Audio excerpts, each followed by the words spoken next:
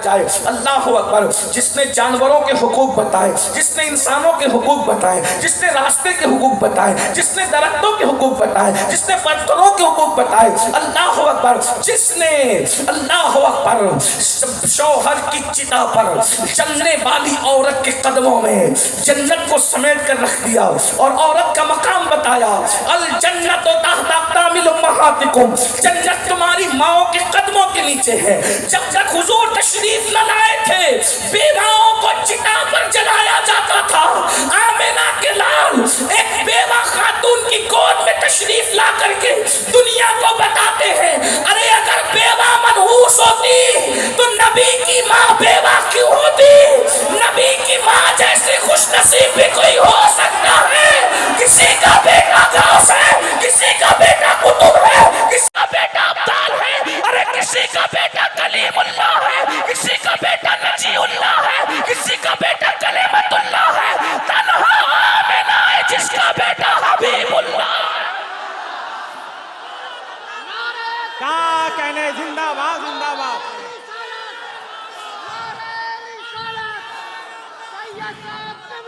अरे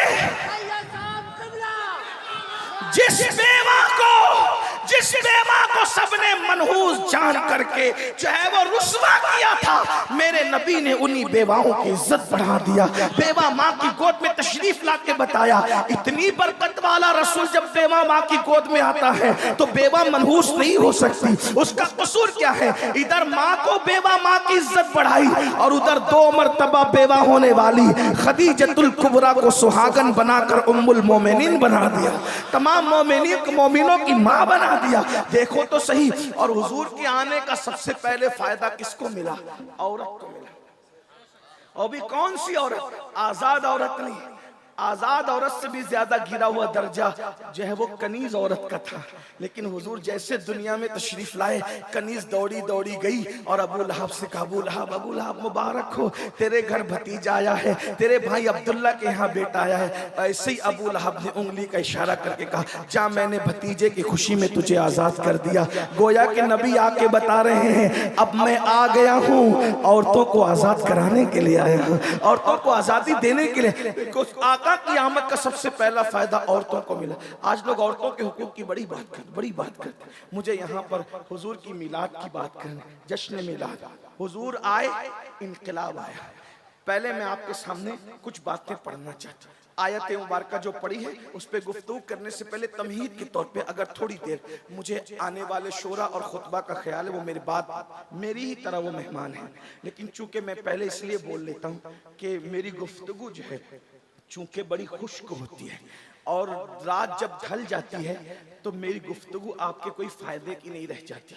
इसलिए मैं चाहता हूं कि मैं अपने वक्त में गुफ्तगू कर लूं। वैसे इंशाअल्लाह ताला अल्लाह जब तक तौफीक देगा गुफ्तगू के बाद में मैं बैठा रहूंगा, मैं जाऊंगा नहीं इंशाअल्लाह, अल्लाह की तौफीक के मुताबिक बैठा रहूं। लेकिन आपकी तवज्जो चाहता हूं अब थोड़ी देर बहुत गौर से मिलाद का फलसफा, जो लोग कहते हैं ना कि मिलाद से क्या हुआ, मैं आपके सामने रखना चाहता हूं कि मिलाद सिर्फ सुन्नियों का त्यौहार नहीं है, ये आलमी त्यौहार है, आफाकी त्यौहार है और पूरी कायनात का त्यौहार है। वो कैसे? एक बात देखो, हुजूर जब तशरीफ नहीं लाए थे, लोग नंगे होके काबे का तवाफ करते थे। दुनिया इतनी बिगड़ी हुई थी, अल्लाह के घर का तवाफ नंगे होके करते थे।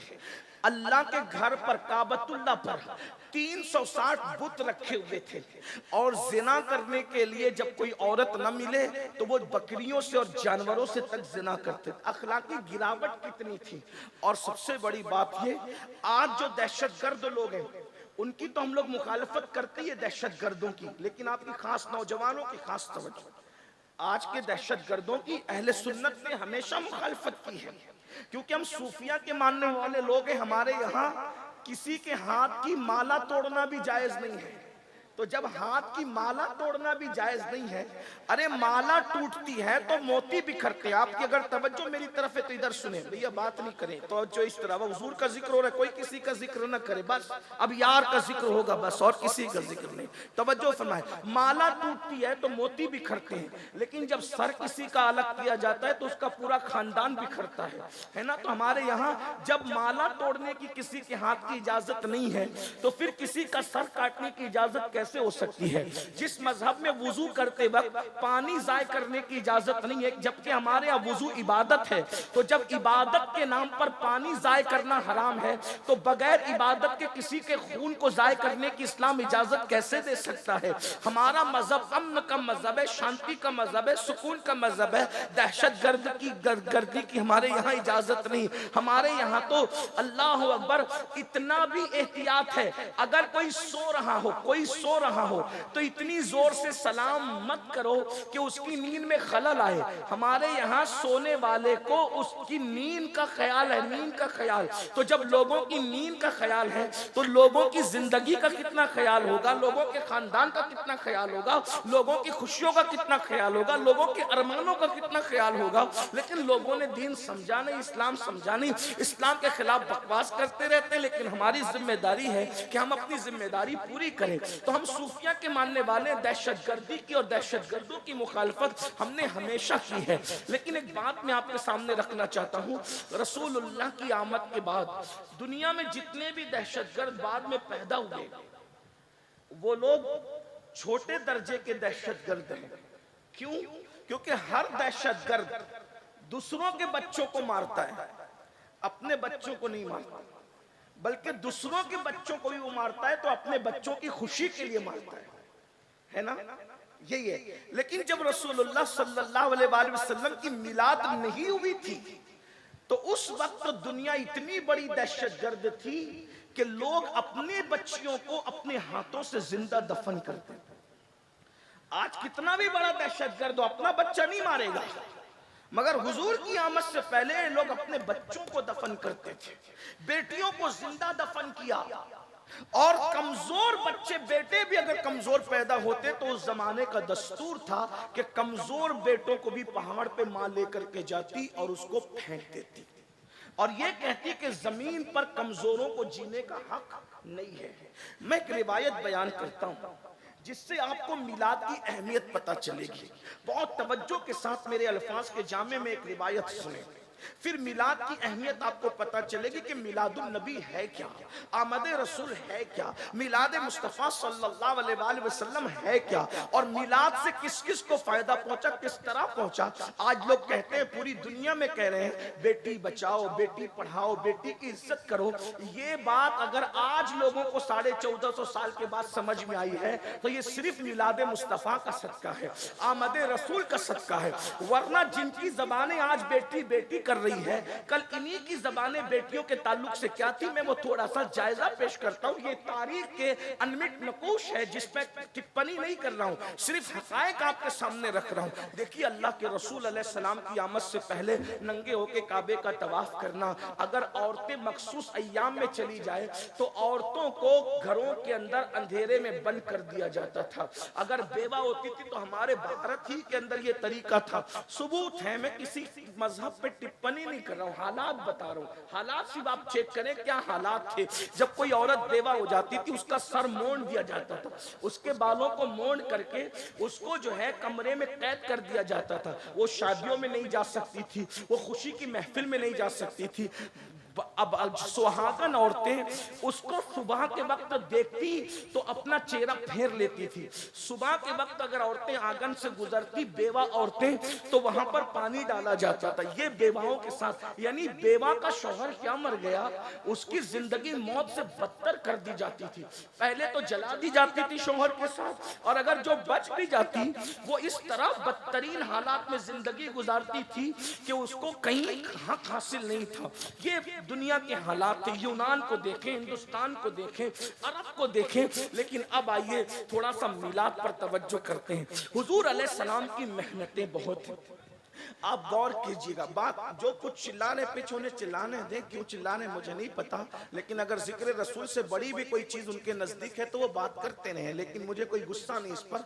बात आप बहुत अच्छे से सुन रहे हैं माशाल्लाह। मुस्लिम टोला, वैशाली वाले और गिरद नवाज से आने वाले, अल्लाह तुम सबको मिलाद मुस्तफ़ा का सदका दे। मिंबर वालों को भी, जमीन वालों को भी सब बड़ी मोहब्बतें दे रहे हैं। लेकिन आप थोड़ा गौर से बात सुने, क्योंकि ये बातें गौर से सुनने की है। ये तकरीर नहीं है, कोई खिताब नहीं है। ये सिर्फ जो है ये किसी के दिल का दर्द है जो आपके दिलों के दरवाजे पे कोई मुंतकिल करने आया है। बस बात इतनी है और बात कोई नहीं है। हुजूर अलैहिस्सलाम की आमद से पहले औरत को कुचला जा रहा है, कमजोरों को कुचला जा रहा है, गरीबों को कुचला जा रहा है, काबे की अजमत पामाल की जा रही है, पेशानियां आवारा हो चुकी है, सजदे आवारा हो चुके हैं।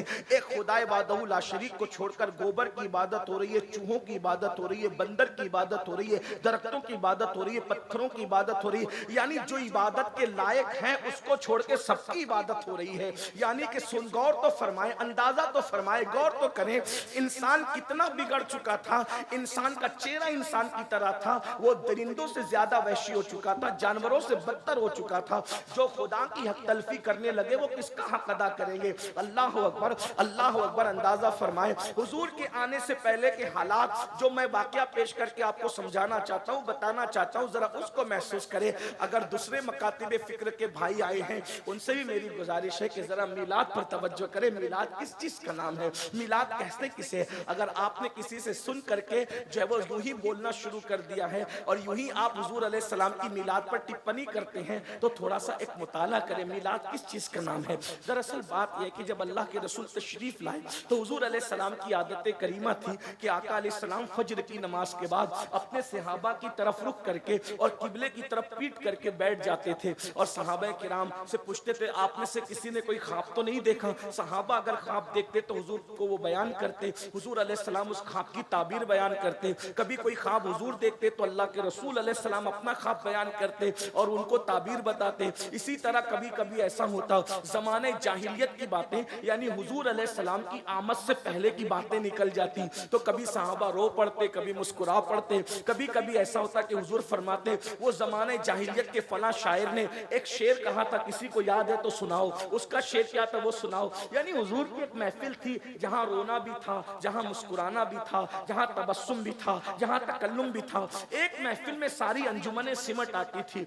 अब गौर करें, एक दिन ऐसा हुआ फजर की नमाज के बाद आमिना का लाल, अब्दुल्ला का जिगर पारा, हम सब के आका व मौला मुस्तफा करीम रऊफुर रहीम सल्लल्लाहु अलैहि वसल्लम सहाबा के झुरमुट में बैठे। जरा तसव्वुर में लाइए, गिरदो नवाज से आने वालों जरा तसव्वुर में लाइए, जब उनका जिक्र करते हैं तो महफिल इतनी अच्छी लगती है, इतना नूर बरसता है, ऐसी रहमतों की बरसात होती है। जब बजाते खुद वो किसी महफिल में जलवगर होते होंगे तो उस वक्त तो महफिल का आलम क्या होता होगा। एक तरफ सिद्दीक बावफा है, एक तरफ फारूक है, फारूक आजम है, एक तरफ उस्मान जुन्नूरैन है, एक तरफ हैदर कर्रार है, कहीं साद है, कहीं सईद है, कहीं तलहा है, कहीं जुबैर है, कभी अबू उबैदा है, कहीं अबू जो वो अब्दुर रहमान इब्ने औफ है, कहीं अबू हुरैरा है, कहीं खालिद इब्ने वलीद है। गर्ज के सहाबा के झुरमुट में आमिना का लाल जलवगर है, आफ्ताब रिसालत, महताब रिसालत की जलवगरी है। और हुजूर अलैहिस्सलाम के उस महफिल में अचानक जमाने जाहिलियत का जिक्र निकल आता है। एक सहाबी जिन्होंने जाहिलियत के दौर में भी एक तवील उम्र गुजारी थी और वो ईमान की दौलत हासिल कर चुके थे, उन्होंने अर्ज की, या रसूल अल्लाह, आप तशरीफ ले आए ना, बड़ा एहसान किया हम पर। हुजूर आप आ गए ना, बड़ा एहसान किया हम पर। आप आए हैं तो आलम में बहार आई है, आप आए हैं जमाने में बहार आई है। हुजूर आप ना आए थे हम तो जानवरों से बदतरीन जिंदगी गुजार रहे थे। हुजूर आप ना आए थे हम तो जानवरों से भी गैर गुजरी जिंदगी गुजार रहे थे। आका आप आ गए, खुदा का शुक्र है, बहुत एहसान है। यानी मिलाद का गोया कि वो जलसा हो रहा था। जलसे मिलाद की अलग अलग अंदाज है, जैसे जैसे हालात बदलते गए, अंदाज बदलते गए। अब इससे बड़ी मिलाद की महफिल क्या होगी? साहिबे मिलाद खुद मौजूद है, हुजूर की आमद का तस्करा हो रहा है, हुजूर अलैहिस्सलाम की आमद पर शुक्र अदा किया जा रहा है। इससे बड़ी मिलाद की महफिल क्या होगी? उतने में वही सहाबी कहते हैं, आका अगर इजाजत दें तो मैं लोगों को बताऊं कि जब आप नहीं आए थे तो हम कितने खूंखार थे, हम कितने बुरे थे, हम कितनी बुराई में जिंदगी गुजार रहे थे, और आप आए तो हम कैसे बदल गए। हुजूर ने फरमाया, इजाजत है, बताओ तुमने जाहिलियत का दौर कैसे गुजारा, कुफ्र का दौर कैसे गुजारा, मेरे आने से पहले के हालात कैसे गुजारे। तो उस सहाबी ने कहा, या रसूल अल्लाह, हालात तो बड़े तवील है जो हमने गुजारे हैं, लेकिन जिंदगी का एक वाकया जो मुझे याद आता है मैं आपको सुनाता हूँ। अब वो वाकया वो सहाबी हुजूर को सुना रहे हैं, सब सहाबा सुन रहे हैं। अब मैं उनकी आवाज को ला तो नहीं सकता, लेकिन उनके अल्फाज को अपने अल्फाज के जामे में नकल करता हूँ ताकि मिलाद की अहमियत पता चले। वो कहते हैं, आका मैं वो जालिम बाप हूँ, वो उनकी अपनी बात है, हम सहाबी को ईमान लाने के बाद कभी बुरे अल्फाज से याद करना तो दूर की बात, कभी उसका तसव्वुर नहीं कर सकते। लेकिन सिर्फ बैकग्राउंड समझ में आ जाए, सहाबी के जज्बात समझ में आए, आदमी अपने बारे में जो चाहे कहे, हम नहीं कह सकते। हर सहाबी तो हमारा आका है, हमारा मौला है। हजारों गौसो कुतुब और अब्दाल किसी सहाबी के कदमों के मर्तबे को नहीं पहुंच सकते। बस यही बात है, इसलिए हमारे सहाबी का एहतराम करते हैं। उनके बारे में हल्की बात सोचना, हल्की बात करना हमारा मसलक ही नहीं है। जैसे हम हर नबी की ताज़ीम करते हैं, हर सहाबी की ताज़ीम करते हैं, हर अहले बैत की ताज़ीम करते हैं, हर वली की ताज़ीम करते हैं। भाइयों, हमारा मसलक ही मुकम्मल अदब है। अहले सुन्नत का है बेड़ा पार, अस्हाबे हुजूर नज्म है और नाव है, इतरत रसूलुल्लाह की। हमारा तो हाल ये है कि खुदा ने दो हाथ हमें इसलिए अता फरमाए हैं, एक हाथ में सहाबा का दामन है और एक हाथ में अहलुल बैत का दामन है। लेकिन सिर्फ वो हालात समझ में आ जाए, वो अपने बारे में जो कह रहे हैं अपने अल्फाज के जामे में, वो कहते हैं आका हम इतना जुल्म करते थे या रसूल अल्लाह। मैं वो बाप हूँ कि जिसने अपने हाथों से अपनी 4-4 बेटियों को, एक रिवायत के मुताबिक 5 बेटियों को, एक रिवायत के मुताबिक 7 बेटियों को, बहरहाल जो भी है, लेकिन मैं यहाँ 4 का तस्करा कर दूं या रसूल अल्लाह, मैंने अपने हाथों से अपनी 4 बेटियों को जिंदा दफन किया है। तुम भी बेटियों के बाप हो। अल्हम्दुलिल्लाह मेरे घर में भी सैयदा की 2 कनीज़ें मौजूद हैं। अल्लाह अल्लाह, अंदाजा करें बेटों से ज्यादा आज मुसलमानों को बेटियों से प्यार है। आइए मैं आपको बताऊं उसकी वजह क्या है। उसकी वजह सिर्फ मिलादुन नबी है। अगर माएँ और बहनें मेरी गुफ्तगू सुन रही हैं तो वो भी बड़ी तवज्जो से सुने। अरे ये टीवी चैनलों पे बैठकर इस्लाम के खिलाफ बकवास करने वालों के बहकावे में आने की जरूरत नहीं है। दुनिया ने तो तुम्हें क्या सुलूक किया था, जरा तवज्जो से सुनो मेरी बहनों। वो सिर्फ आमिना का लाल है जिसने औरतों की इज्जत को बहाल किया है। वो सहाबी कहते हैं आका मैंने अपने हाथों से अपनी 4-4 बेटियों को जिंदा दफन किया है, लेकिन 4थी बेटी की दफन की दास्तानी कुछ और है। अल्लाह अकबर। अब मेरे अल्फाज के जामे में थोड़ी देर के लिए अल्लामा अरशदुल कादरी की तहरीरों का सहारा लेकर के थोड़ी देर सुन ले। वो कहते हैं आका 3 मरतबा बेटी के बाद बेटी, बेटी के बाद बेटी पैदा हुई। 4थी मरतबा मेरी बीवी मुराद से थी। मुझे बड़ी उम्मीद थी कि अब की मरतबा 4थी मरतबा बेटा ही पैदा होगा। अब की मरतबा उम्मीद होती है, मोमिन हो या काफिर, अनपढ़ हो या जाहिल, इल्म वाला हो या बगैर इल्म वाला, उम्मीद तो उम्मीद होती है। अब की मरतबा बड़ी तमन्ना थी, आसार नजर आते हैं, अल्लाह ने खुशी दिखाई है, अब की बार बेटा होगा। मैं बहुत उम्मीद में था। ऐसे में मुझे इंतजार था कि मेरी उम्मीदें यकीन में तब्दील होगी, मेरे घर के आंगन में फूल खुशियों के फूल मुस्कुराएंगे। मैं इसी इंतजार में था। अचानक मुझे बहुत मजबूरी के तहत एक लंबे सफर पे जाना पड़ा। जाहिर सी बात है उस दौर का सफर ट्रेनों का सफर तो नहीं था, प्लेनों का सफर तो नहीं था। मिसाल के तौर पे आज कितनी दुनिया सिमट गई है। मैं सुबह को मैं कलियर शरीफ से चला हूं और शाम होने से पहले मैं पटना पहुंच गया हूं। इतनी दुनिया सिमट गई। अगर मैं कलियर शरीफ का प्रोग्राम करके वैशाली आता तो शायद 1 महीना गुजर जाता और मैं पहुंच पाता, लेकिन दुनिया सिमट गई है। तो उस दौर में जो सफर होते थे 2-2, 3-3 दिन के नहीं होते थे, महीनों के होते थे, सालों के होते थे। वो कहते हैं या रसूल अल्लाह अचानक लंबा सफर दरपेश था तो मैंने अपनी बीवी को बुलाया और बीवी को बुलाकर अब देखो सहाबी के अल्फाज मैं अपने अल्फाज के जामे में समेट कर पेश कर रहा हूं। तसव्वुरात की दुनिया में खो जाइए। हुजूर की महफिल में सहाबी का बयान। कहते हैं आका जब मैं सफर पे जाने लगा तो मैंने अपनी बीवी को बुलाया और बीवी को बुलाकर कहा देखो अगर बेटा पैदा हो उसकी निगहदाश्त करना, उसका ख्याल करना, उसकी परवरिश करना, लेकिन हाँ अगर पहले की तरह बेटी पैदा हो तो फिर तुम उसको जिंदा मत रखना, बल्कि जैसे मैंने कब्र खोद करके उसको दफन कर दिया था 3 बेटियों को, वैसे 4थी को भी तुम दफन कर देना।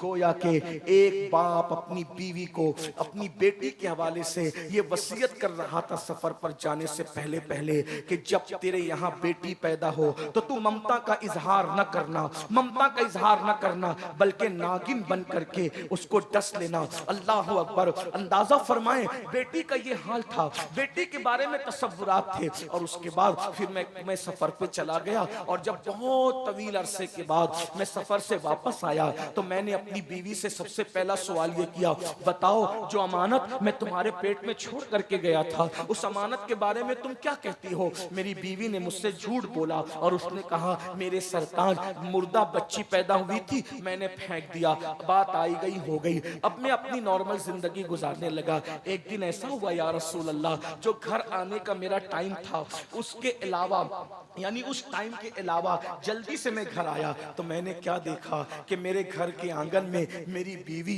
एक नन्ही सी 4 साल की बच्ची के साथ खेल रही है। वो बच्ची की शक्ल हूबहू मेरी तरह थी, वो मेरी हमशक्ल थी और मेरी बीवी को वो माँ कह कह के पुकारती थी। मैंने पहली मर्तबा अपने घर के आंगन में कोई बेटी देखी थी, इसलिए कि हमारे यहाँ बेटी का क्या तस्वुर था, बेटी का मतलब शैतानत, बेटी का मतलब बेबरकती, बेटी का मतलब नहूसत, बेटी का मतलब तबाही, बेटी का मतलब बर्बादी। हम बेटी को ये सब कुछ समझते थे, शैतान का दूसरा रूप हम बेटी को समझते थे, बेबरकती का सबब हम बेटी को समझते थे, नहूसत का सबब हम बेटी को समझते थे। मैंने 4 साल की अपनी हमशबी बेटी को अपने आंगन में देख करके गरजदार आवाज में पूछा, कौन है ये बच्ची? तो मेरी बीवी मेरे कदमों में गिर गई और कदम पकड़कर कहने लगी, मेरे सरताज आप पूछते हैं बच्ची कौन है? दरअसल मैंने आपसे झूठ बोला था, बात यह है ये मेरी और तुम्हारी मोहब्बतों की निशानी है, ये मेरी और तुम्हारे प्यार की निशानी है। 4 बेटियां हो गई है, 3 को तो दफन कर दिया, अब 5वीं मर्तबा पता नहीं मैं माँ बन सकूंगी कि नहीं बन सकूंगी, इसलिए चौथी बच्ची को ममता की वजह से बचा लिया है। तो अब इसको दफन मत कीजिएगा, इसको मारिएगा मत, इसको जो है वो इसकी जिंदगी मत खत्म कीजिएगा। मेरी बीवी ने मुझे इतनी मिन्नत और समाजत की कि फिर मैंने फैसला कर लिया, अब मैं ये बेटी को पालूंगा, दफन नहीं करूंगा। लेकिन माहौल माशरा इतना जालिम था कि हम बेटी को बर्दाश्त नहीं कर सकते थे, इसलिए कि बेटी बड़ी होगी, शादी होगी, कोई दामाद बनेगा, वो हमें दबाएगा, इसलिए हम बेटियों को दफन बर्दाश्त नहीं कर सकते थे। मैंने बीवी को कहा ठीक है, मैं वादा करता हूँ हम इसे पालेंगे। और फिर उसके बाद बेटी मेरी बेटी, मैंने उसके साथ मोहब्बत की एक्टिंग शुरू की, मोहब्बत का एक गोया के दोहरा मेयार और गोया के जाहिरी तौर पे मोहब्बत मैंने शुरू की। मगर बेटी की खुसूसियत ये होती है कि बेटी माँ से ज्यादा, सबसे ज्यादा अगर किसी से प्यार करती है तो वो अपने बाप से प्यार करती है। मेरी बेटी जब सोती थी तो मेरी बाहों में सोती थी, मेरे बगैर वो रहती नहीं थी, वो मुझे अब्बा कह के पुकारती थी तो बहुत प्यार का समंदर उसके अंदर ठाठे मारता था, लेकिन मुझे वो बुरी लगती थी। मैं इंतजार में था कि कभी मौका मिले तो मैं इस नहूसत को, इस बेबरकती को जिंदा दफन कर दूंगा। एक दिन मैंने मेरी बाहों में सोने वाली बेटी को अपने बाहों में लिटाया और मैं इंतजार करने लगा जब रात गहरी हो जाए, रात तारीक हो जाए, मैं इस नहूसत और शैतानत को दफन कर दूं। बस ऐसे ही हुआ, रात तारीक गुजर गई, रात की सियाह जुल्फें अल्लाह अकबर जब उसके घुटनों से नीचे ढलकने लगी, रात की सियाह जुल्फें अल्लाह अकबर जब चादर बनकर उफ़क़े मक्का पर गहराई के साथ छा गई। सोने वाले सो रहे थे, नशे में धुत होने वाले हो रहे थे, पाप करने वाले पाप कर रहे थे। अल्लाह अकबर उस बुतों की गंदगी और नहूसत से काबतुल्लाह शरीफ की अज़मत को तार तार करने की कोशिश की गई थी, लेकिन कुदसियाने फलक रात के आखिरी हिस्से में काबतुल्लाह के तवाफ के लिए नाजिल हो रहे थे। सारे मक्के के दरवाजे बंद थे। अचानक एक दरवाजा उस रात की गहराई में खुलता है और एक बाप सोने वाली बेटी को अपने हाथ में लेकर के खामोशी के साथ बाहर निकलता है, बीवी की आंखों से बचाकर, उसकी नींद का फायदा उठाकर। गौर करें, एक बाप के हाथ में एक 4 साढ़े 4 साल की बच्ची है और वो ले करके बाहर निकलता है। जैसे ही वो अपनी बेटी को लेकर बाहर निकलता है, सोचिए इस तरह से तो आज भी कई बाप लेकर के बाहर निकलते हैं, लेकिन हुजूर की मिलाद के पहले के बाप के इस तरह निकलने में और आज के बाप के इस तरह निकलने में आपने कोई फर्क महसूस किया है? फर्क ये है, किसी भी मजहब का बाप हो, किसी भी मसलक का बाप हो, आज जब बेटी को ऐसे लेकर के निकलता है तो यकीनन उसकी बेटी बीमार होती है और वो दवाखाने की तरफ दौड़ता है और कहता है डॉक्टर मेरी पूरी पूंजी ले ले मगर मेरी बच्ची को बचा ले। ये मिलाद के बाप के, मिलाद के बाद के जज्बात है। हर मसलक का बाप, हर मजहब का बाप, और इससे पहले एक बाप निकल रहा है हाथ में बेटी को लेके तो जिंदा दफन करने के लिए, और उसके बाद वो बाप कहता है या रसूल अल्लाह अल्लाह, जब मैं जल्दी जल्दी चलने लगा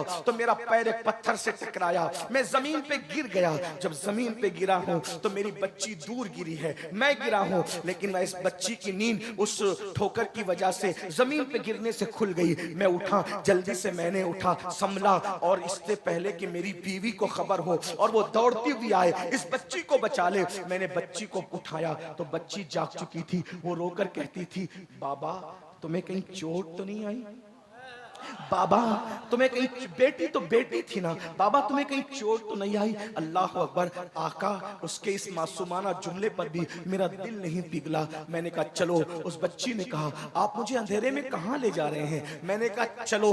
जब वो चलने के लिए तैयार ना हुई और उसने अपनी माँ को पुकारा तो या रसूल अल्लाह, मैंने उसको घसीटना शुरू किया। पहले हाथ पकड़ के घसीटा, जब उसने कहा मैं नहीं आऊंगी, अम्मी कहाँ है, अंधेरे में मुझे डर लगता है, बाबा आप मुझे कहाँ ले जा रहे हैं? या रसूल अल्लाह, शैतान मुझ पर इतना गालिब था कि जब हाथ पकड़कर मेरी बेटी मेरे साथ चलने के लिए तैयार न हुई तो उस वक्त मैंने उसके बालों को पकड़ा और बालों के जरिए से घसीट करके मैं उसको वहां ले जाने लगा। मक्के के लोग जहां अपनी बच्चियों को जिंदा दफन करते थे, या रसूल अल्लाह, वो मुझसे बार बार कहती थी, बाबा मुझसे कसूर क्या हुआ है, मुझसे गलती क्या हुई है, आखिर मोहब्बतें नफरतों में क्यों बदल गई है? वो बाहों में सुनाने वाला बाप आखिर मुझे लेकर कहां जा रहा है? या रसूल अल्लाह, मैंने कहा जालिम, तेरा बाप तुझसे कभी प्यार नहीं करता था, तूने मुझे बाप माना था, लेकिन मैंने तुझे कभी बेटी नहीं माना था। बिलाखिर या रसूल अल्लाह, अल मुख्तसर घसीटते हुए मैं वहां ले गया जहां काबतुल्लाह के सामने आज भी एक कब्रिस्तान है। हज को जाओ, उम्रा को जाओ तो जाओ और जा करके नन्ही नन्ही कब्रों को देखकर अंदाजा करो कि मिलाद के पहले के हालात क्या थे। मिलाद को समझते क्या हो जालिमो? अल्लाह अकबर, अल्लाह अकबर। मैं वहां लेकर के पहुंचा और जल्दी जल्दी से मैं गड़ा खोदने लगा ताकि शैतानत को, नहूसत को, बेबरकती को, बेटी को दफ्न कर दूं। जैसे मैं कबर खोद रहा था और मेरे कपड़ों पे मिट्टी लग रही थी, मेरी बच्ची रोती जाती थी और कहती थी, बाबा आपके कपड़े गंदे हो रहे हैं, और अपने हाथों से मेरे बदन पे लगने वाली मिट्टी को साफ कर रही थी। या रसूल अल्लाह, वो मेरे कपड़ों पर मिट्टी का दाग देखना नहीं चाहती थी, लेकिन मैं उसके खून से हमेशा के लिए अपनी रूह को उसके खून के धब्बों से रंगीन करने जा रहा था। बिलाखिर मैंने कब्र खोदी और कब्र खोद करके उस बच्ची ने कहा, बाबा आप क्या करेंगे? मैंने उसको उठाया और उस गड्ढे के अंदर फेंक दिया। फेंकने के बाद मैंने चाहा जल्दी जल्दी से जिंदा दफन कर दूं। अल्लाह अकबर। मैं इधर से मिट्टी डालता, वो कहती मुझसे कोई गलती हो तो माफ कर दे बाबा, और गलती बता दे, मैं आज के बाद कोई गलती नहीं करूंगी, लेकिन आप मुझे दफन न करें। या रसूल अल्लाह, चूंकि वो बड़ी हो चुकी थी, बच्चियों को जिंदा दफन करना तो आसान था, जो चंद दिन की थी, चंद लम्हे की थी, ये 4 साल के ऊपर की हो चुकी थी, कभी इधर होती कभी उधर होती। मैंने सोचा ये शैतानत को अगर मैं दफन न कर सका तो फिर बहुत मसाइल दरपेश होंगे। तो मैंने सोचा पहले इसको मार डालूं और मार डालने के बाद फिर दफन करूं। आका करीब में एक बड़ा सा पत्थर पड़ा था, मैंने उठाया और उठाने के बाद जोर से उसके सर पे दे मारा। एक चीख निकली और वो चीख हमेशा के लिए उस जंगल के अंदर खामोश हो गई। और ममता का गला इस तरह एक बाप ने अपने हाथों से घोट दिया। या रसूल अल्लाह, फिर जल्दी जल्दी मैंने उसको दफन किया, और जब दफन करके मैं लौट रहा था तो मैं बहुत खुश था, सीना तान के लौट रहा था। शैतानत दफन कर दी, नहूसत दफन कर दी, बेबरकती दफन कर दी, मगर या रसूल अल्लाह, जब मैं लौट रहा था खुशी खुशी तो मेरे ज़मीर पे एक बोझ था। यूं लगता था जैसे सदाए बाज गश्त के तौर पे अब भी वो जुमले मेरे कानों से टकरा रहे हैं, बाबा मुझसे गलती क्या हो गई, मेरा कसूर तो बताए ना बाबा, मैंने गलती क्या की है। ये मंजर सुन करके हुजूर इतना रोए कि दाढ़ी आंसुओं से तर हो गई। पूरी महफिल में हिचकियों की आवाज आ गई और वो सहाबी भी रोते रोते हिचकियां लेने लगे। जब उन्होंने अपनी दास्तान अलम को खत्म किया, हुजूर अलैहिस्सलाम सर नीचा करके रो रहे थे। हुजूर अलैहिस्सलाम ने आंसू भरे चेहरे को फिर सहाबा के सामने बुलंद किया और फिर उसके बाद मेरे आका ने इरशाद फरमाया, लोगों जब तक मैं नहीं आया था तुमने जो चाहा किया है, अब मैं बेटियों का गमगुसार बन बनकर, बेटियों का सहारा बनकर, यतीमों की आवाज बनकर, बेवाओं का मददगार बनकर दुनिया में आया हूँ। अब बेटियां दफन नहीं की जाएगी, बेटियों का बाप और मैं मोहम्मद जन्नत में इतने करीब रहेंगे जैसे ये दो उंगलियां करीब। नारे तकबीर, नारे रिसालत, आमदे रसूल कॉन्फ्रेंस। बेटियों का बाप और मैं मोहम्मद, बेटियों का बाप और मैं मोहम्मद जन्नत में इतने करीब रहेंगे, इतने करीब रहेंगे जैसे ये दो उंगलियां करीब है। अल्लाह के रसूल अलैहिस्सलाम फरमाते हैं उस पर जन्नत वाजिब हो गई जो बेटी की पैदाइश पर खुशी करता है, अच्छा नाम रखता है, अच्छी तरबियत करता है और अच्छे घराने में उसकी शादी कर देता है। अल्लाह अकबर। फरमाया मैं मोहम्मद बेटियों का बाप बन करके आया हूँ। यहाँ तक कहा गया, अल्लाह अकबर, जब किसी के घर में बेटी पैदा होती है तो फरिश्ते उसके घर में नाजिल होते, फरिश्ते नाजिल होते हैं और चारों तरफ से उसको घेर के कहते हैं ऐ नन्ही जान से पैदा होने वाली नन्ही जान, जब तक तू इस घर के अंदर मौजूद रहेगी हम भी तेरे साथ साथ इस घर में मौजूद रहेंगे। यानी कि बेटों के बाप को तवज्जो करना, बेटों का बाप होना ऐब की बात नहीं। अल्लाह बेटों का बाप भी सबको बना, उससे नस्ल चलती है, लेकिन बेटों के बाप को बरकत के तावीज की जरूरत पड़ सकती है। बेटी होना वो फजीलत है कि जब तक बेटी घर में है तब तक रहमत के फरिश्ते घर में रहते हैं।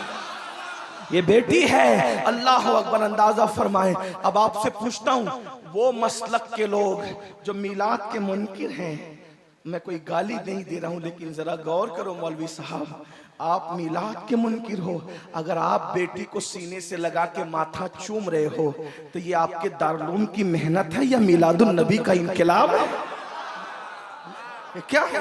अगर दूसरे किसी मजहब का इंसान, अगर किसी दूसरे मजहब का इंसान अपनी बेटी को अपने सीने से लगा करके, लोग कहते हैं कि हम मर्द के लिए क्या कहते हैं? ही कहते हैं, और औरत के लिए क्या कहते हैं? शी कहते हैं। इसका मतलब स्पेलिंग बढ़ गई ना, तो मतलब हम औरतों को बड़ा हुआ मानते। मैंने कहा हाँ, आपने तो जिंदा दफन किया था। ये ही और शी में अगर आप एक लफ्ज बढ़ाकर औरत की इज्जत का इजहार करते हैं तो ये सिर्फ आमिना के लाल की आमद का सदका है, मिलादुन नबी का सदका है। आज जो बेटियां पूरी दुनिया में जाकर तहकीक कर लो, मशरिक से लेकर मगरिब तक, अगर आज बेटी जल नहीं रही है, अगर आज बेटी दफन नहीं हो रही है, अगर आज बेटी की जिल्लत नहीं है, अगर आज बेटियां इज्जत पा रही है, उसका एक ही सबब है, मिलाद मुस्तफ़ा सल्लल्लाहु अलैहि वसल्लम। मिलाद मुस्तफ़ा सल्लल्लाहु, ये मिलाद की महफिल है, ये मिलाद की बरकत है। बेटियों को इज्जत मिली, मिलाद की बरकत है। बेवाओं को इज्जत मिली, मिलाद की बरकत है। यतीमों को इज्जत मिली। मेरे आका अलैहिस्सलाम के प्यारे दीवानों, हुजूर क्यों तशरीफ लाए? हुजूर के आने से पहले हालात ये थे, हुजूर पैगंबर इनकलाब बनकर आए। हमारे नबी पैगंबर इनकलाब, बात खत्म कर रहा हूं समेटते, पैगंबर इनकलाब है हमारे आका। वो कैसे? हुजूर के आने से पहले बेटियां दफन होती, तवज्जो करना, मैं अब समेटने लगा हूं। बेटी, हुजूर के आने से पहले बेटियां दफन होती थी, हुजूर के आने के बाद बेटियों से प्यार हो रहा है, ये इनकलाब। अब कितनी मुद्दत में? सिर्फ 23 साल की मुद्दत, सिर्फ 23 साल की मुद्दत। हुजूर के आने से पहले बेटियां दफन हो रही है। 23 साल की कलील मुद्दत में हुजूर ने इतनी मेहनत की लोगों पर कि वो लोग जो अपने हाथों से अपनी बेटी को दफन करते थे, जब एक जंग के मौके पर यतीम बच्चियां मस्जिद नबवी में लाई गई कि ये यतीम बच्चियां हैं, तो उस वक्त सहाबा ये कहते थे मुझे 4 चाहिए, मुझे 5 चाहिए, मुझे 6 चाहिए। ये मंजर देख करके लोग रो रहे थे। कहां अपने हाथों से बेटियां दफन करते थे और हुजूर की सोहबत का असर क्या है? अब दूसरों की यतीम बच्चियों को परवरिश करने के लिए, एक दूसरे से झगड़ा करने के लिए तैयार है। और आका ने बेटी और यतीम की शान क्या बयान की पता है? एक रास्ते से हुजूर तशरीफ ले जा रहे थे, क्या देखा कि वहां से नूर निकल रहे, घर से नूर निकल रहे, नूर निकल रहे। सहाबे किराम को वो नजर दे दी थी हुजूर ने कि नूर निकलता हुआ देख लेते थे। अर्ज की या रसूल अल्लाह, इस घर से नूर निकल रहा है। आका फरमाते जाके तहकीक कर लो, इस घर में 2 ही काम हो रहे होंगे, या तो किसी यतीम की परवरिश हो रही होगी, या तो आज इसके घर में बेटी पैदा हुई होगी।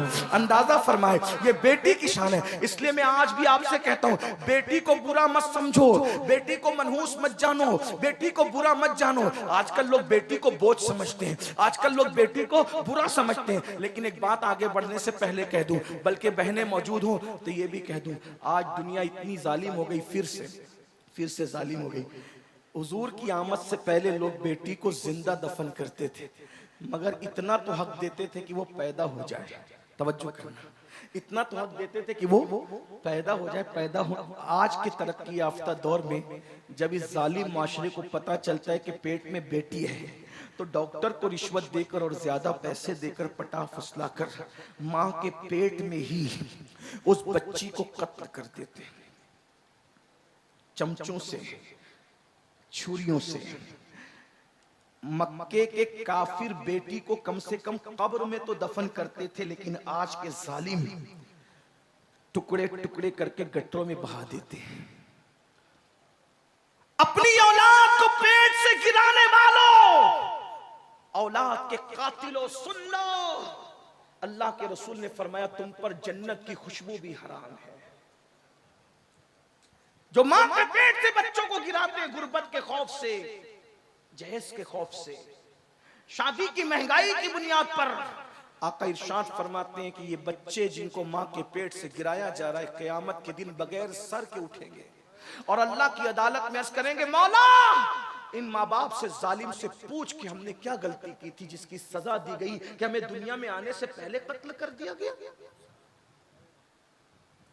बच्चे चंद वजूहात की बुनियाद पे कत्ल हो रहे हैं। नंबर एक, या तो बेटियां इसलिए कत्ल हो रही है कि शादी कैसे करेंगे, वजह तुम हो, मिलाद मनाने वालों तुम हो, क्योंकि तुमने शादियों को इतना महंगा कर दिया है कि आज उन शादियों की बुनियाद पे बच्चियां कत्ल हो रही हैं। उनके कत्ल के जिम्मेदार तुम हो।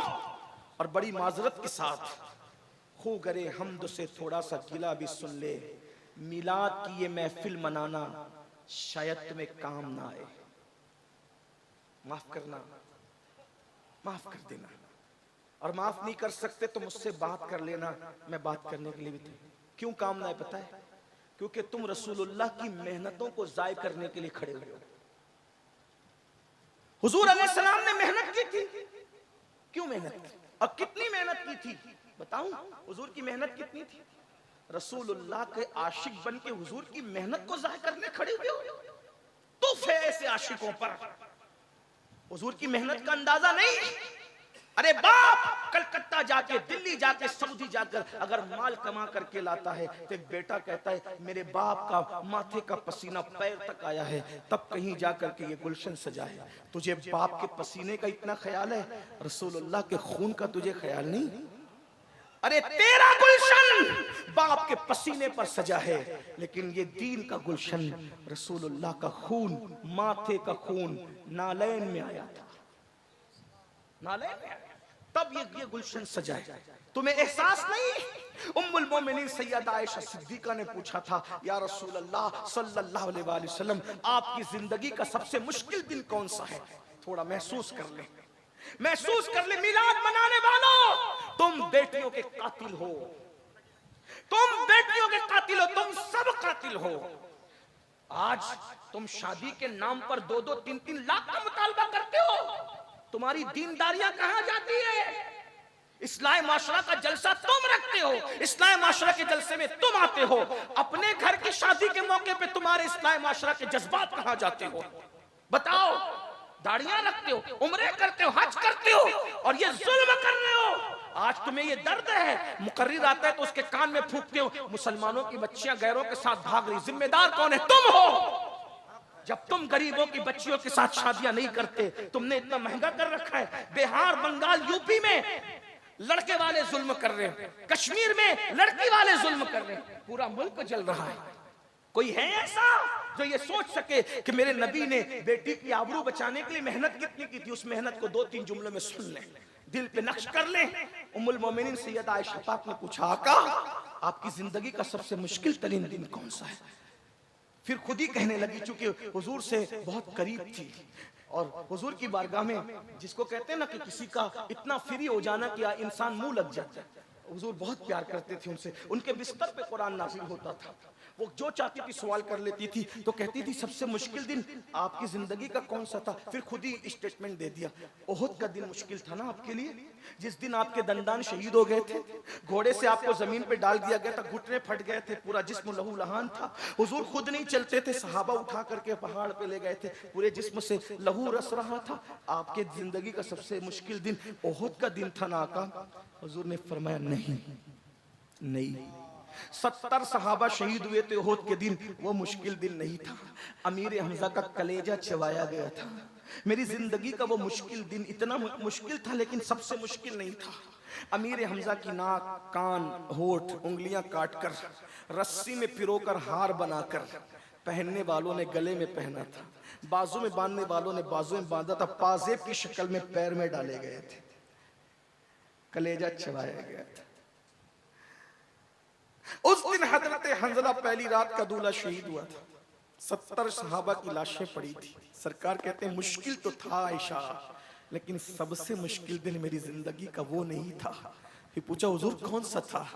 तो मेरे आका ने फरमाया ताइफ का दिन मेरी जिंदगी का सबसे मुश्किल तरीन दिन था आयशा। अर्ज़ की हुजूर उसका क्या दास्तान है? फरमाया आयशा, जब मक्के वालों ने मेरी बात नहीं सुनी तो मैं ताइफ गया। 15 दिन, 1 महीना या 40 दिन तक, 3 रिवायतें मिलती है, मैं वहां रहा। मैंने वहां के लोगों को समझाया, उन्होंने नहीं माना, बल्कि उन्होंने गालियां दी, पीठ के पीछे छोकरे लगा दिए। वो चिल्लाते थे पागल पागल पागल, और आगे 2 कतार लगा करके खड़े थे, उनके हाथों में पत्थर थे। मैं जैसे ही गुजरता तो मुझ पे पत्थर बरसा। आज हम लोग जब तकरीर करने जाते हैं, नात पढ़ने जाते हैं, दीन की खिदमत करने जाते हैं, तो ये एहसास तड़पाता है, गुलामों के लिए फूल बरस रहे, बल्कि गुलाम भी नहीं, डायरेक्ट गुलाम दर गुलाम दर गुलाम दर गुलाम, बल्कि उनके दर के सगाने बेहुनर इन पे फूल बरस रहे, नजराने दिए जा रहे, अच्छे से अच्छा खाना खिलाया जा रहा है। और उसके बाद जब निकलते तो हाथ जोड़ के मेजबान कहता है हजरत कोई गलती हो तो माफ कर दे। ये हम लोगों के लिए है, जबकि हम दीन की खिदमत नहीं कर पा रहे, लेकिन अपने रसूल के लिए क्या हुआ मुसलमानों, मेरी कौम के जवानों क्या हुआ? आका फरमाते 2 कतार लगा करके वो खड़े थे और मुझ पे पत्थर मार रहे थे। पत्थर सर से लेकर के पैर तक मारते थे, लेकिन खास तौर पे आयशा वो मेरी पिंडलियों पे पत्थर मारते थे। नालैन खून से भर गई थी, नालैन खून से भर, मुझसे खड़ा नहीं रह जाता था, मैं बैठ जाता था।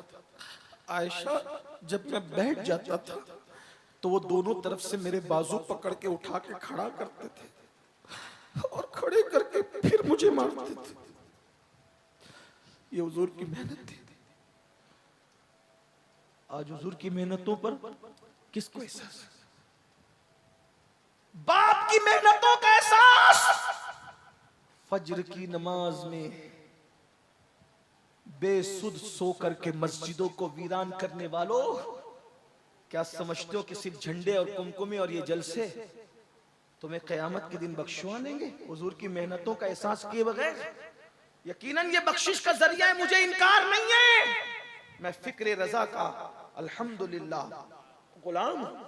मेरे इमाम के अफकार हमारे लिए मशाले राह है। लेकिन सुन्नियों, मिलाद के जलसे में आने वालों, जरा सोचो जब तुम फजर की नमाज में सोते पड़े रहते होंगे तो हुजूर का ये जिस्म जख्मी किया गया था, हुजूर के दिल पे क्या गुजरती होगी? हाँ हाँ, रात के 3-3 बजे तक जब तुम जिना की फिल्में देखते हो आशिकाने रसूल, जलसों में कहते हो नबी के नाम पे जान कुर्बान करेंगे, और नरम गद्दों पे लेट करके जब तुम गंदी फिल्म देखते हो तो रसूलुल्लाह के दिल पे क्या गुजर? इसी दिन के लिए मैंने ताइफ में पत्थर खाए थे। औरतों के साथ नाजायज ताल्लुकात कायम करते हैं आजकल के लड़के और लड़कियां, औरतों को पाप की नजर से देखते। आप मुर्दा रसूल का कलमा नहीं पढ़ते, आप उस रसूल का कलमा पढ़ते हैं कि आपका लम्हा लम्हा हमारे रसूल देख रहे हैं, अल्लाह के इज़्न और अता से देख रहे हैं, वो हमारी जानों से ज्यादा करीब है। बताओ, जब कोई मेहनत करता है, ये सिर्फ जलसा मेहनत से सजा, अगर इस जलसे को खराब करेंगे ना तो जलसा बनाने वाले जो जलसा जिन्होंने मुनक्किद किया, इमाम साहब हो या इनकी कमेटी हो, अमीनुल कादरी भी अगर जलसा खराब करेगा अच्छा नहीं लगेगा, बोलेंगे दूसरी बार इसको मत बुलाना, सैयद होगा अपने घर का, हमारा जलसा खराब कर गया। मैं पूछता हूँ, जो तुम्हारे 1 महीने की मेहनत पर चंदे के पैसे के सजाए हुए जलसे को बर्बाद करे, तुम्हारा दिल इतना टूटता है, ना सैयद देखते हो, ना आलिम देखते हो, ना खतीब देखते हो, उससे तुम नाराज हो जाते हो जिस रसूल ने 23 साल मेहनत की है। रसूलुल्लाह की मेहनत अगर हम महसूस न करें, कौन महसूस? हुजूर का खून पेशानी का नालैन में आया, जब हुजूर को पत्थर मारे जाते थे, पट्टी बांधने के लिए जख्मों पे कपड़ा भी नहीं था, उम्मुल मोमिनीन सैयदा खदीजा अपना दुपट्टा फाड़ करके सर पे और जख्मों पे बांध दिया। हुजूर अलैहिस्सलाम के घर में खाना पकता था तो मक्के के गुंडे गंदगी और गलाजत जो पाखाना करते हैं, गंदगी गलाजत उठाकर लाते थे, हुजूर की हांडी में डाल देते थे।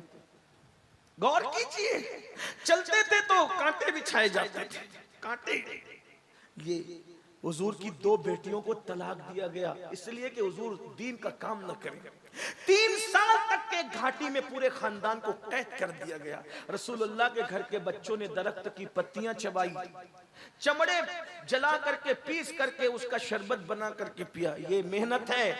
अब बताओ, जब तुम्हारी वजह से शादियां महंगी होगी, कार मांगोगे, जहेज मांगोगे और बेटियां गैरों के साथ भागेगी, शादियां महंगी होगी या पेट के बच्चे कत्ल किए जाएंगे, और जब मैदान महशर में तुम रसूलुल्लाह की बारगाह में हाजिर होंगे, मिलाद मनाकर या जो भी दावे करके, हुजूर चेहरा फेर ले, हुजूर चेहरा फेर ले, बताओ क्या होगा? आज रसूलुल्लाह की मेहनत का एहसास नहीं है तुम्हें? कोई शराब पी रहा है, कोई नशा कर रहा है, अरे शराब की बोतल हाथ में आने से पहले तुझे महसूस होना चाहिए कि ये दीन मेरे घर तक कितनी मेहनतों से पहुंचा। ऐसे मुनाफिक सिफत दीनदार मत बनो, जबान पे जलसों में दीन और अंदर दुनिया। जब तुम बेटे का रिश्ता तय करने जाते हो तो मौलाना क्या कहते हैं? मौलाना मेरी बीवी नहीं मान रही है, वो जहेज का मुतालबा कर रही है। इतने फर्माबरदार हो बीवी के, हर दिन तुम चलाते हो बीवी को और शादी के मौके पे तुम्हें बीवियां नजर आती हैं। बहाने बहाने सब मांग रहे हैं। और अगर मेरी ये गुस्ताखी माफ हो तो मैं हिंदुस्तान की जमीन पे ये जरूर कह रहा हूं कि सिर्फ दुनियादार लोग नहीं, दीनदार तबका भी इस लानत में मुलव्विस है। क्या जवाब दोगी अल्लाह को? क्या जवाब दोगी?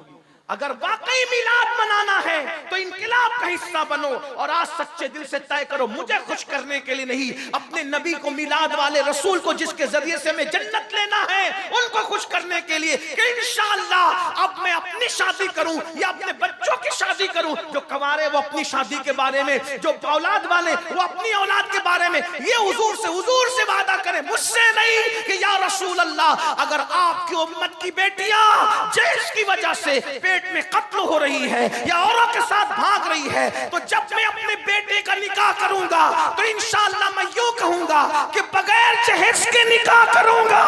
अगर मेरा समधी देना भी चाहेगा तो मैं कहूंगा जा किसी और मौके से दे देना, लेकिन जहेज का खात्मा करूंगा और अल्लाह अकबर, बगैर जहेज की शादी करके दुनिया को बताऊंगा कि नबी के नाम पे जान देना भी जानते हैं और बिदअत का खात्मा करना भी जानते हैं।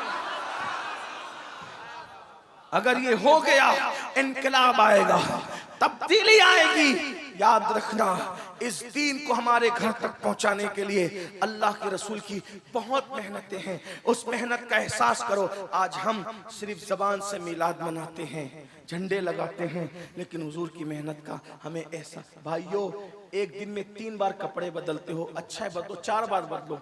हमारी कादरी, हम तो कादरी सूफी लोग हैं, हमारे कादरियत बहुत तसव्वुफ में बहुत इंजॉय वाली है। हमारे गौस पाक कहते हैं अच्छा खाओ, अच्छा पहनो, अच्छे काम करो। हमारे गौस तो इतना महंगा पहनते थे कि बादशाह को भी पहनो, 4 बार पहनो। लेकिन इतना जरूर कहता हूँ, 4 बार कपड़े बदलने के बाद ये मत भूलो कि इसी दीन के लिए सहाबा जो उहद में शहीद हुए थे, उनको कफन भी नसीब नहीं हुआ था। बगैर कफन के दफन होने वाले सहाबा की कुर्बानी भी याद कर। कितनी औरतों का सुहाग उजड़ा है ना, तब हमारे घर पे इस्लाम पहुंचा। कितने बच्चे यतीम हुए तब हमारे घर पे इस्लाम पहुंचा। कितनी जाने गई तब हमारे घर पे इस्लाम पहुंचा। अब बताओ, हमने अपने बच्चे को डॉक्टर बनाना चाहा, इंजीनियर बनाना चाहा, टीचर बनाना चाहा, सब बनाया। बनाओ, बिल्कुल बनाओ। क्या आपने अपने बच्चे को मुसलमान भी बनाया? बताओ। ट्यूशन के लिए जगाते हो, स्कूल जाने के लिए सुबह 5 बजे जगाते हो, कभी अपने बच्चों को नमाज के लिए भी जगाया? बहुत माजरत के साथ, जो रसूल कहे कि नमाज मेरी आंखों की ठंडक है, नमाज पढ़ते हो? नहीं। जलसे में आए 3 घंटा बैठेंगे, 5 घंटा बैठेंगे, कितने लोग इशा पढ़ के? हाथ मत उठाना, जलील करना मकसद नहीं। हुजूर की उम्मती हो, हमसे बेहतर हुआ, आपकी हुर्मत को काबे से अफजल करार दिया गया है। लेकिन इतना पूछता हूँ, इशा कितने पढ़ के आए और जाके फजर कितने पढ़ेंगे? बहुत माजरत के साथ अर्ज करूं, जो जलसा करते हैं ना, वो भी इल्ला माशाल्लाह नमाज नहीं पढ़ते। जलसे की मसरूफियत में ये मगरिब भी छोड़ते हैं, असर भी छोड़ते हैं, इशा भी छोड़ते हैं। करोड़ों जलसे एक पल्ले में रखा जाए और एक सजदा फर्ज एक पल्ले में रखा जाए, करोड़ों जलसे उस सजदे का बदल नहीं हो सकते। आप क्या सोच रहे हो नमाज छोड़ दूंगा मिलाद के जरिए बख्श दिया जाऊं? भाइयों, हमारे यहाँ मिलाद फर्ज नहीं है, उलमा मौजूद है, नफिल है, मुस्तहब है, ज्यादा से ज्यादा हुजूर से मोहब्बत का इजहार है। मैं मना नहीं कर रहा हूँ, अल्हम्दुलिल्लाह मिलाद पर मेरी तकरीरें मौजूद है। हम कहते हैं जो मिलाद मनाने से मना करते हैं उनके दिल सिया हो गए, हम उनसे मुकाबला कर रहे हैं। लेकिन आपसे कहता हूँ, मिलाद मनाओगे नफिल मुस्तहब करके और फजर छोड़ दोगे, नमाजें छोड़ दोगे, फिर सोचोगे हुजूर बख्शवा लेंगे। देखो, हुजूर तो किसी को भी बख्शवा सकते हैं, उनकी शान है। एक मैं क्या, मेरे इसियां की हकीकत कितनी, मुझसे 100 लाख को काफी है इशारा तेरा। लेकिन ये भी सुन लो, वो जिसको चाहे बख्शवा सकते हैं, वो मुख्तार कुल है, नबी मुख्तार कुल है, जिसको जो चाहे अता कर दे। ये मेरा अकीदा है। अगर वो चाहे तो करोड़ों को इशारों में बख्श दिया जाए, मगर उन्होंने ही फरमाया, जिसने जानबूझकर नमाज छोड़ दी, कयामत के दिन उसके साथ मेरा कोई वादा नहीं है। मैं मोहम्मद उससे बेजार हूं, वो मेरे जिम्मे से बाहर हो गया है। कहां गई नमाज? नमाज कहां गई? जिस दिन मिलाद का जुलूस निकालते उस दिन भी फजर नहीं पढ़ते। हुजूर के दिल पे क्या गुजरती, अल्लाह के रसूल के दिल पे क्या गुजरती होगी? फिर कहता हूं, मुनाफिक न बनो, अगर आशिक बन रहे हो सच्चे बनो। एक हदीस सुन लो, बात पूरी करता हूँ। कूतुल कुलूब में शेख अबू तालिब मक्की रहमतुल्लाह अलैह एक हदीस लिखते हैं। मैं कहूंगा तो मुजरिम होगा, लोग मुझसे नाराज भी होते हैं क्योंकि मैं ऐसी बात करता हूँ। कुछ लोग तो ये कहते हैं कि पता नहीं ये सुन्नी है भी कि नहीं है। मैंने कहा, अगर कुरान हदीस बयान करना मशकूक करता है, आप जो चाहे टाइटल दे दे। अल्हम्दुलिल्लाह मैं 41 पुश्तों का पुश्तैनी सुन्नी हूँ, कन्वर्टेड सुन्नी नहीं हूं। हाँ, अल्हम्दुलिल्लाह 41 पुश्तों का सुन्नी हूं, और जिसमें सैयदा फातिमा और मौलाए कायनात हमारे शजरे में नसब के एतबार से सबसे ऊपर हैं। अल्हम्दुलिल्लाह, अल्हम्दुलिल्लाह। लेकिन एक बात आपसे कहूं, हकीकत अगर मेरी बात वाकई सुन्नियत से टकराती है तो आप मेरी इस्लाह करें, मुझसे बात करें। और अगर मैं वाकई सुन्नियत की बात कर रहा हूं, सैयदी आला हजरत फतावा रज़विया शरीफ में मसलक नकल करते हुए लिखते हैं कि मौला अली ने बेनमाजी पे कुफ्र का फतवा दिया, सैयदना फारूक आजम ने बेनमाजी पे कुफ्र का फतवा दिया। आपसे पूछता हूँ, क्या आपके नजदीक मौलाए कायनात और सैयदना फारूक आजम का फतवा इसी तरह नजरअंदाज करने के काबिल है? अगरचे हम हनफी होने के एतबार से हमारे आला हजरत ने बताया हमें, और हमारे इमाम ने बताया कि हम बेनमाजी को डायरेक्ट काफिर नहीं कहते, फासिक कहते हैं। हमारा अकीदा ये नहीं है, इसलिए कि जो हदीसों में आया है उसकी तावील हमारे इमाम आजम ने की है। लेकिन एक बात आपसे कहता हूँ, मौलाए कायनात ने फतवा दिया बेनमाजी काफिर, फारूक आजम, अगर अल्लाह न करे, अल्लाह न करे, 1000 बार न करे, अगर आपसे पूछता हूँ इमाम आजम के कौल की बजाय मौलाए कायनात के कौल पर कयामत के दिन फैसला हुआ तो कहां जाओगे? कहां जाओगे?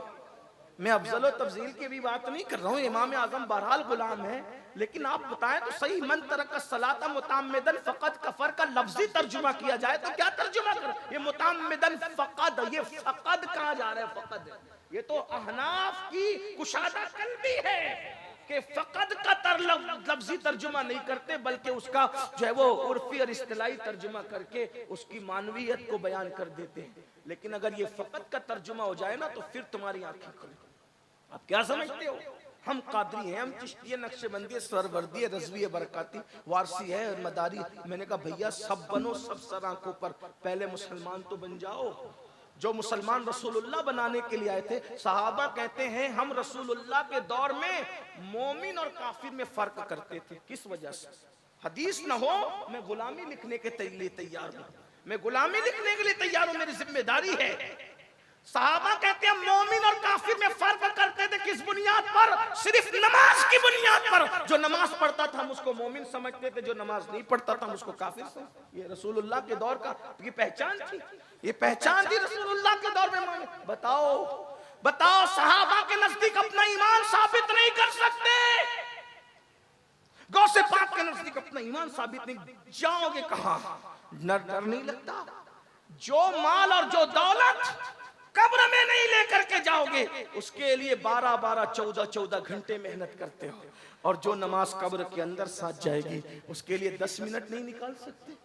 सिर्फ 10 मिनट का टाइम लगता है एक वक्त की नमाज के लिए। मैं कहता हूं जन्नत के लिए ना पढ़ो, कम से कम सच्चे सुन्नी बनने के लिए तो नमाज पढ़ लो। नमाज में हुजूर अलैहिस्सलाम की आंखों की ठंडक है, ठंडक।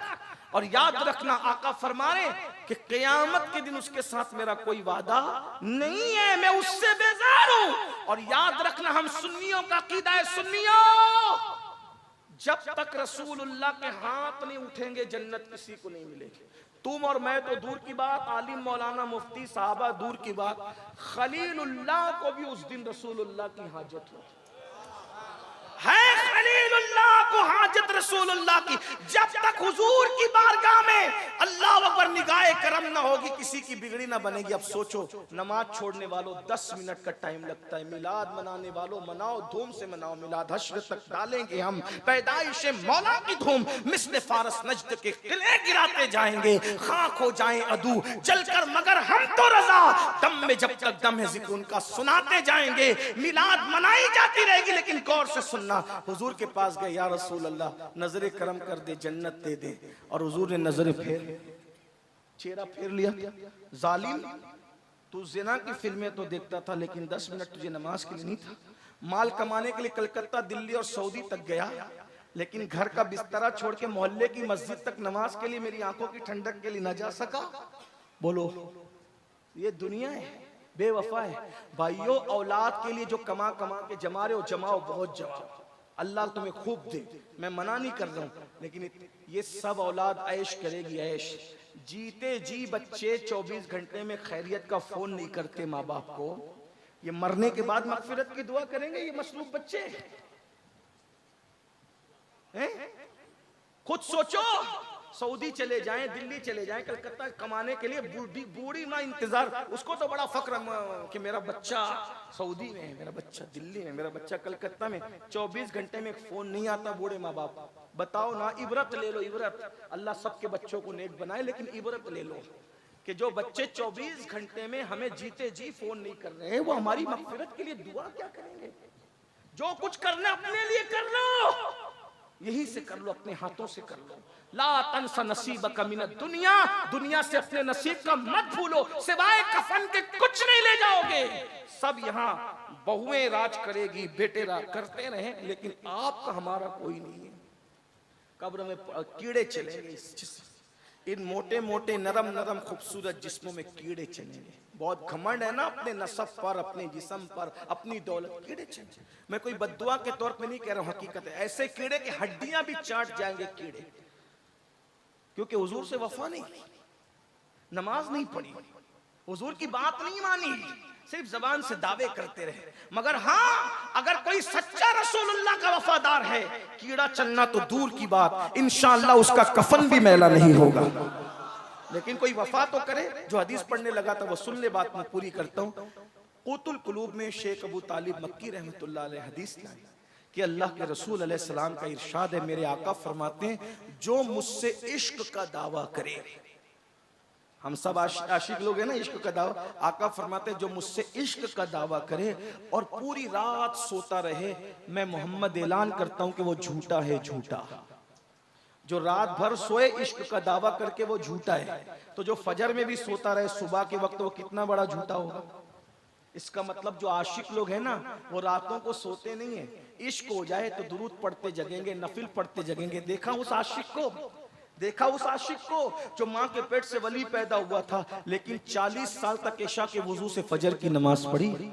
गौस पाक को जानते हो कि नहीं जानते? उन्हें क्या जरूरत थी, माँ के पेट से वली पैदा हुए थे। लेकिन इश्क जितना ज्यादा होता है, आदमी इबादत उतनी ही ज्यादा करने लगता है। हम कैसे आशिक है कि 3-3 दिन तक पाक भी नहीं रहते, खड़े होकर पेशाब करते हैं। हम कैसे आशिक है कि हफ्ते हफ्ते भर मस्जिद जाने की तौफीक भी नहीं होती। एक जुमला कह दूं, बुरा ना मानो तो, जो इश्क तुम्हें घर से निकाल के मस्जिद तक नहीं ले जाता, इतना कमजोर है तुम्हारा इश्क। तो जो इश्क इतना कमजोर हो, जो घर से मस्जिद तक न ले जा सके, वो इश्क तुम्हें कभी जन्नत तक नहीं ले जा सकता। इश्क तो वो है जिसने हंजला को पहली रात की दुल्हन छुड़वाकर ओहद के मैदान तक लाया था।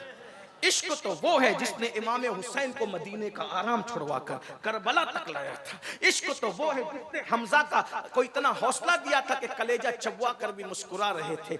इश्क ये है। ये इश्क वाले मजे ले रहे होंगे, और हम जैसे जो सिर्फ दावा कर रहे हैं, दावे में रह जाएंगे। दुआ करो अल्लाह में सच्चा आशिक बनाए। अहद करो, बोलो करते हो अहद? आज से नमाज छूटेगी? बोलो आज से नमाज छूटेगी? नहीं।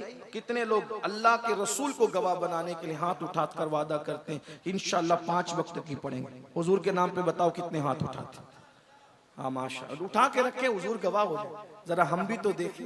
हम देखे ना देखे, लेकिन मदीने की सरकार देख रहे हैं। उठाएं, बोलो वादा करते हो? ए अल्लाह, वादा करना तेरे महबूब के नाम पे इनका काम है। इस वादे की लाज रखना तेरे करम पर है।